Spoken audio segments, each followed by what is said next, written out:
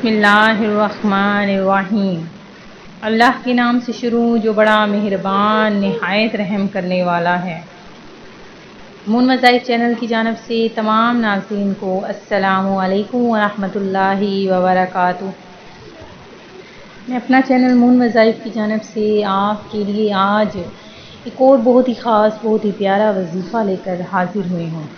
سب سے پہلے میری تمام نئے آنے والے ویور سے گزارش ہے جنہوں نے ابھی ہمارا چینل جوائن کیا ہے وہ اسے سبسکرائب کرتے ہوئے ساتھ ہی ساتھ بیل آئیکن کا بٹن بھی پریس کر لیں تاکہ ہر نئے آنے والا وظیفہ سب سے پہلے آپ تک پہنچ جائے۔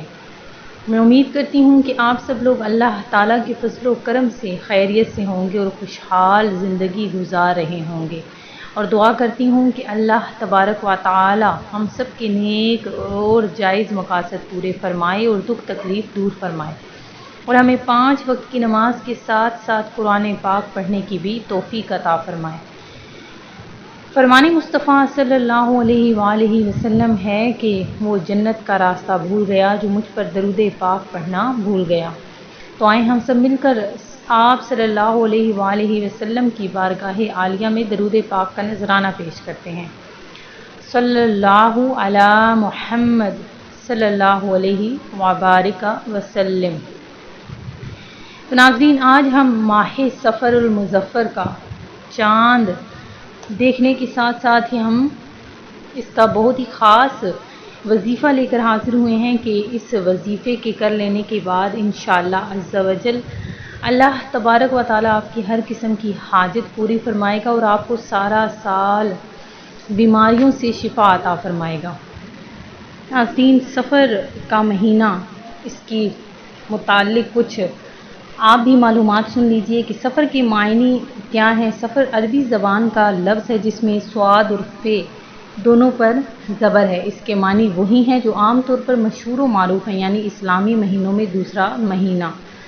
صفر کے متعلق اہل عرب کے مختلف توہمات ہوا کرتے تھے کہ اسلام سے پہلے دور جاہلیت میں صفر کے متعلق اہل عرب کے مختلف اور عجیب و غریب توہمات تھے۔ اللہ تعالیٰ نے ان سب کو تفصیل سے ذکر فرمایا کہ صفر کے متعلق اہل عرب کا یہ گمان تھا کہ اس سے مراد وہ سانپ ہے جو انسان کے پیٹ میں ہوتا ہے اور بھوک کی حالت میں انسان کو ڈستا اور کاٹتا ہے۔ چنانچہ بھوک کی حالت میں جو تکلیف ہوتی ہے وہ اسی کے ڈسنے سے ہوتی ہے۔ زمانہ جاہلیت میں لوگ صفر کے مہینے کو منحوس کہتے تھے اور اس ماہ میں شادی نہیں کرتے تھے، اور کہتے تھے کہ اس ماہ میں آسمان سے بلائیں اترتی ہیں، جو کہ غلط اور فضول بات ہے۔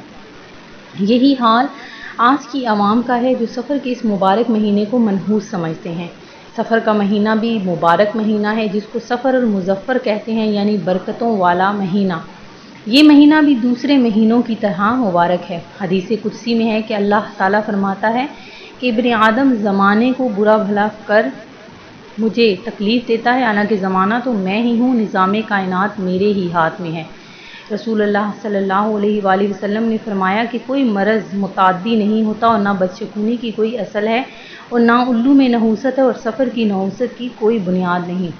تو ناظرین، اس مبارک مہینے کے متعلق بہت سی احادیث مبارکہ بھی مروی ہیں، تو آپ نے اس متعلق کوئی بھی اس طرح کی توہمات نہیں پالنی، بلکہ جیسے ہی یہ صفر کا مہینہ شروع ہوگا آپ نے ساتھ ہی وظائف شروع اپنے کر دینے ہیں، جیسے کہ چاند دیکھنے کی جو آج ہم وظیفہ آپ کو بتانے والے ہیں کہ اس کے بعد اس وظیفے کے کر لینے کے بعد انشاءاللہ عز و جل آپ کی ہر قسم کی حاجت پوری ہو جائے گی، اور آپ کے گھر میں جو بھی مسائل، پریشانیاں، بیماریاں ہیں وہ ہمیشہ کے لیے ختم ہو جائیں گے۔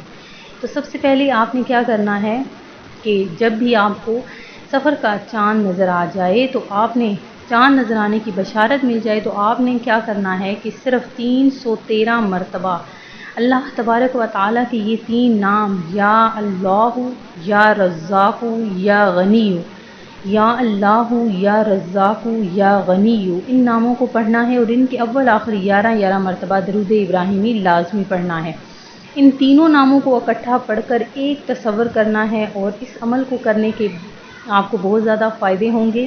ایک تو آپ کو سب سے بڑا فائدہ یہ ہوگا کہ پورا سال آپ کے گھر سے ہمیشہ کے لیے بیماریاں ختم ہو جائیں گی، رزق کی فراوانی ہوگی، اور اس کے علاوہ آپ کی ہر قسم کی چھوٹی بڑی جائز حاجت پوری ہو جائے گی۔